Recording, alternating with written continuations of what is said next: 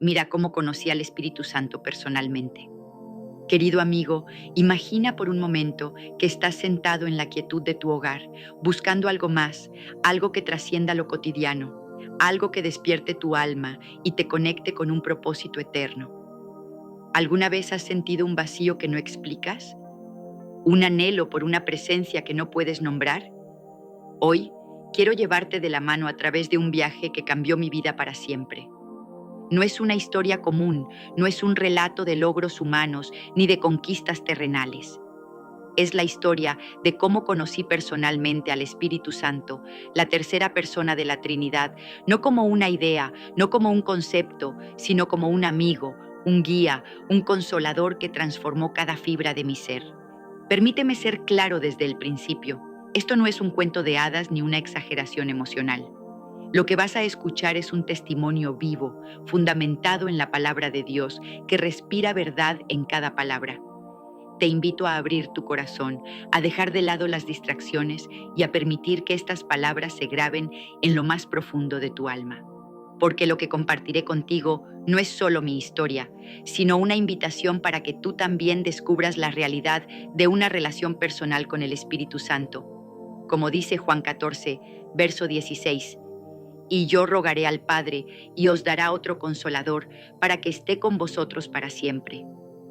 Ese consolador está aquí, ahora, esperando conocerte. Este viaje no será breve, porque las cosas profundas requieren tiempo. Durante los próximos 80 minutos exploraremos juntos cómo llegué a conocer al Espíritu Santo, cómo su presencia se convirtió en mi mayor tesoro y cómo tú también puedes experimentar su poder transformador. No te pido que creas ciegamente, te pido que escuches, que reflexiones y que permitas que la verdad de la Escritura haga seco en tu corazón. ¿Estás listo? Vamos a comenzar. Antes de continuar, te invitamos a darle me gusta a este video para que YouTube lo recomiende a más personas y así puedan aprender más de la palabra de Dios. Y si no te has suscrito, hazlo ahora, es gratis, y activa la campanita para que no te pierdas los próximos contenidos. Continuemos. El vacío antes del encuentro. Antes de conocer al Espíritu Santo, mi vida era como un rompecabezas incompleto. Tenía piezas de éxito, momentos de alegría, pero siempre faltaba algo. Crecí en un hogar donde la fe era parte de la rutina, pero no del corazón. Iba a la iglesia, cantaba himnos, escuchaba sermones, pero todo se sentía distante, como si Dios fuera un concepto lejano, un juez en el cielo al que debía agradar con buenas obras. ¿Te suena familiar? Tal vez tú también has sentido que la religión es una lista de reglas, un peso que cargas sin saber por qué. En mi juventud busqué llenar ese vacío con cosas del mundo, amistades, logros académicos, sueños profesionales, pero cada victoria era temporal. Ganaba un premio y la emoción duraba días. Construía relaciones y pronto descubría que ninguna persona podía llenar el anhelo de mi alma. Eclesiastés 3, verso 11 dice: todo lo hizo hermoso en su tiempo y ha puesto eternidad en el corazón de ellos, sin que alcance el hombre a entender la obra que ha hecho Dios desde el principio hasta el fin. Ese verso resonaba en mí, aunque no lo entendía del todo entonces. Había un deseo de eternidad en mi corazón, pero no sabía cómo encontrarlo. Históricamente, esta búsqueda no es nueva. Desde los tiempos de los patriarcas, los hombres han anhelado la presencia de Dios. Abraham caminó por fe, Moisés habló con Dios cara a cara, David danzó ante el Señor con todo su ser. Pero en mi tiempo, en el siglo XX, parecía que la fe se había enfriado. Las iglesias estaban llenas, pero los corazones vacíos. La modernidad trajo avances, pero también una desconexión espiritual. Según estudios de la época, más del 70% de los cristianos en América del Norte decían sentirse insatisfechos con su vida espiritual. Yo era uno de ellos. El impacto de este vacío es devastador. Sin una conexión real con Dios, vivimos en ansiedad, en miedo, en una constante búsqueda de significado. Proverbios 4, verso 23, nos advierte: sobre toda cosa guardada, guarda tu corazón, porque de él mana la vida. Mi corazón estaba desprotegido, expuesto a las promesas vacías del mundo. Pero todo eso estaba a punto de cambiar. El primer susurro del Espíritu. Un día, en medio de mi rutina, algo sucedió. No fue un trueno desde el cielo, ni una visión espectacular. Fue un susurro, una sensación de que alguien me estaba llamando. Estaba en una reunión en una iglesia pequeña, un lugar al que fui casi por casualidad. El predicador hablaba con una pasión que no había visto antes. No hablaba de reglas ni de castigos, hablaba de una persona, el Espíritu Santo, como si lo conociera íntimamente. Decía cosas como: Él no es un poder impersonal, no es una fuerza mística, es una persona con sentimientos, con amor, que anhela caminar contigo. Esas palabras se clavaron en mi corazón como flechas de luz. Juan 16, verso 13 dice: pero cuando venga el Espíritu de verdad, Él os guiará a toda la verdad, porque no hablará por su propia cuenta, sino que hablará todo lo que oyere y os hará saber las cosas que han de venir. Ese día sentí que el Espíritu estaba comenzando a guiarme. No lo entendía del todo, pero algo en mí despertó. Era como si una puerta que había estado cerrada toda mi vida comenzara a abrirse lentamente. En la historia de la Iglesia, los encuentros con el Espíritu Santo han marcado momentos de avivamiento. En el siglo I, en Pentecostés, el Espíritu descendió como lenguas de fuego y los discípulos fueron transformados de cobardes a valientes testigos de Cristo. Hechos 2, versos 1 al 4. En el siglo XIX, los avivamientos metodistas y pentecostales trajeron millones a una fe viva. Pero en mi tiempo parecía que muchos habían olvidado quién era el Espíritu. Lo reducían a emociones, a temblores, a dones espectaculares, ignorando que Él es una persona que desea relación. El impacto de ese primer encuentro fue sutil pero profundo. Comencé a leer la Biblia con nuevos ojos. No como un libro de reglas, sino como una carta de amor escrita por mi Creador. Cada versículo parecía cobrar vida. Salmos 16, verso 11, dice: me mostrarás la senda de la vida. En tu presencia hay plenitud de gozo, delicias a tu diestra para siempre. Ese gozo comenzaba a brotar en mí, pero aún había mucho que aprender. La revelación de su persona. Con el tiempo, comencé a entender que el Espíritu Santo no es un algo, sino un alguien. Esta verdad fue como un relámpago en mi alma. Durante años había pensado en Él como una fuerza, como el viento o el fuego de los que habla la Biblia. Pero no. Él es una persona con emociones, con voluntad, con un amor tan profundo que anhela estar cerca de nosotros. Romanos 15, verso 13 dice: y el Dios de esperanza os llene de todo gozo y paz en el creer, para que abundéis en esperanza por el poder del Espíritu Santo. Ese poder no es solo para milagros, es para llenarnos de esperanza, de paz, de vida. Aprendí que el Espíritu Santo habla, guía, consuela. En Hechos 13, verso 2 leemos: ministrando estos al Señor y ayunando, dijo el Espíritu Santo: apartadme a Bernabé y a Saulo para la obra a que los he llamado. El Espíritu habló. No es un concepto abstracto, es alguien que se comunica, que tiene planes, que nos llama por nombre. Esta revelación cambió mi forma de orar. Ya no recitaba palabras vacías, comenzaban a hablar con Él como hablaría con un amigo. En la historia del cristianismo, esta verdad ha sido tanto celebrada como malentendida. En los primeros siglos, la Iglesia luchó por definir la Trinidad, enfrentando herejías que negaban la divinidad del Espíritu. En el Concilio de Constantinopla, en el año 381, los padres de la Iglesia afirmaron que el Espíritu Santo es plenamente Dios, igual al Padre y al Hijo. Pero con el paso de los siglos, muchos cristianos lo relegaron a un segundo plano, enfocándose solo en Jesús o en el Padre. En mi tiempo, el movimiento carismático comenzó a redescubrir su persona, pero a veces con excesos que confundían más que aclaraban. El impacto de esta verdad en mi vida fue monumental. Dejé de buscar experiencias emocionales y comencé a buscar una relación. Cada mañana al despertar decía: Espíritu Santo, eres mi amigo, mi guía. ¿Qué quieres que haga hoy? Y él respondía, no siempre con palabras audibles, pero con paz, con ideas, con convicciones que guiaban mis pasos. Mi vida comenzó a alinearse con el propósito de Dios, el poder de la alabanza. Uno de los secretos que descubrí fue el poder de la alabanza. No hablo de cantar canciones por costumbre, sino de adorar a Jesús con todo el corazón, permitiendo que el Espíritu Santo se mueva en ese espacio de entrega. Salmos 22, verso 3, dice: Pero tú eres santo, tú que habitas entre las alabanzas de Israel. Cuando alabamos, creamos un ambiente donde el Espíritu Santo se manifiesta. Es como abrir las ventanas de una casa para que entre la luz. Recuerdo una noche en la que todo parecía ir mal.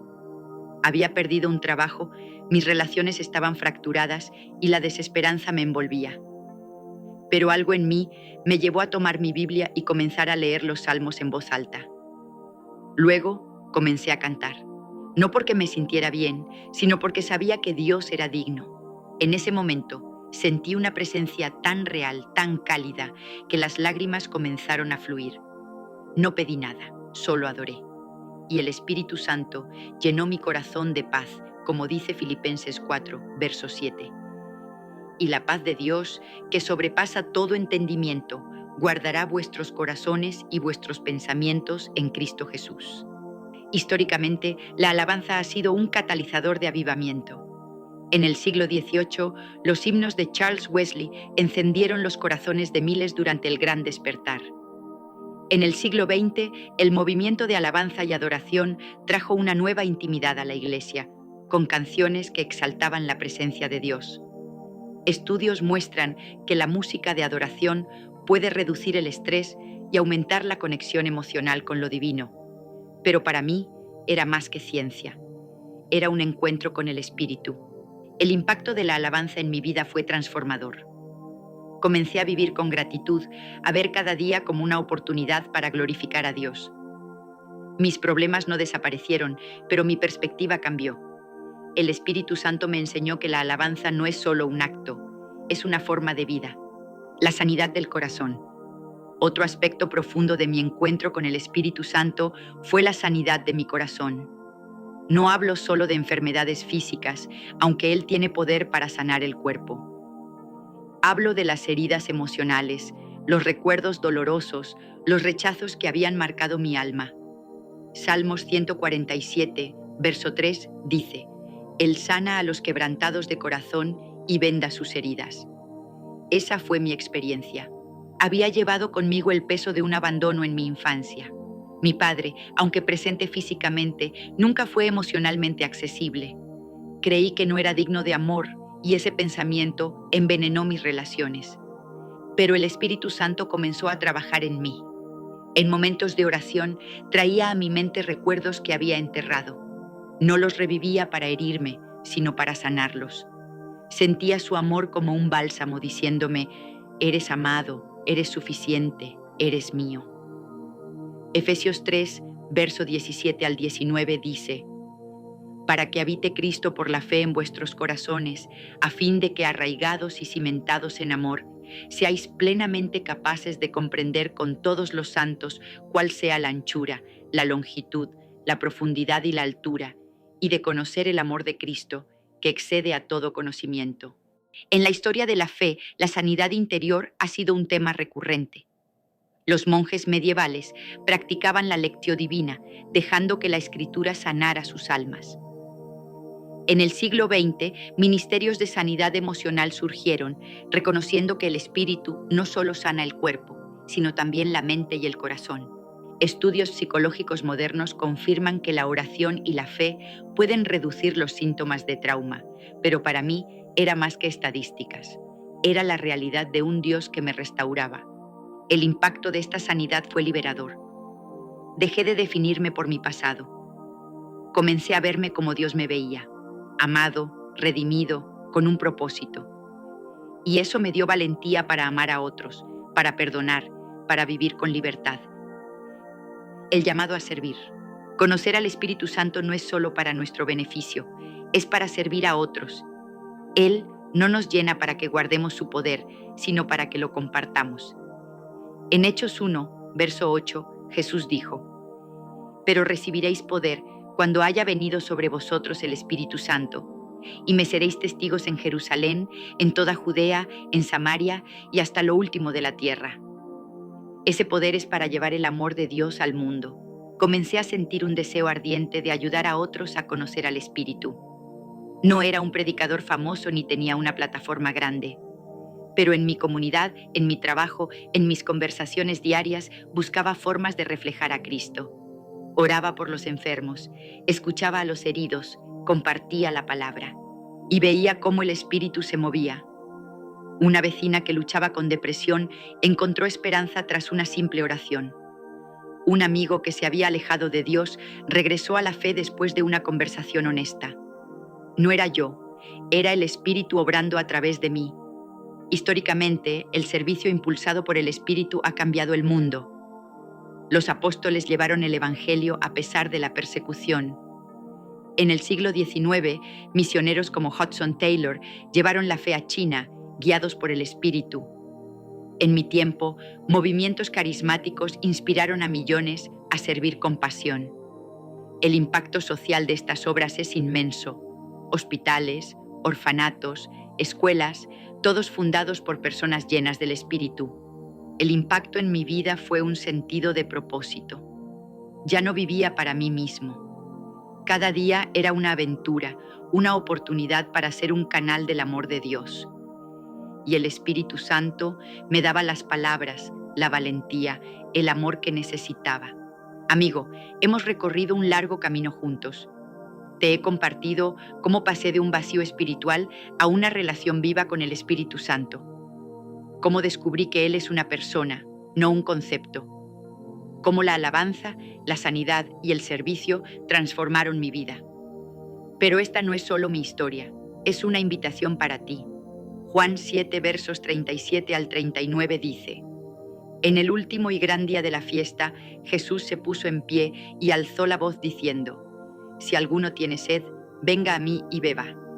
El que cree en mí, como dice la Escritura, de su interior correrán ríos de agua viva. Esto dijo del Espíritu, que habían de recibir los que creyesen en Él. Esa invitación sigue vigente. El Espíritu Santo no es un lujo, es una necesidad. No es para unos pocos, es para ti. Te invito a dar un paso hoy. Habla con Él. Di: Espíritu Santo, quiero conocerte. Guíame, lléname, muéstrame tu amor. No necesitas palabras perfectas, solo un corazón abierto, y Él responderá, porque Él te anhela más de lo que tú lo anhelas a Él. No dejes que este momento pase. La vida es demasiado corta para vivir sin la presencia de Dios. Permite que el Espíritu Santo sea tu amigo, tu guía, tu consolador. Y cuando lo hagas, descubrirás que la vida cristiana no es fría, no es una carga. Es una aventura llena de gozo, de propósito, de amor eterno. Gracias por acompañarme en este viaje. Que el Espíritu Santo te encuentre hoy y que tu vida nunca sea la misma.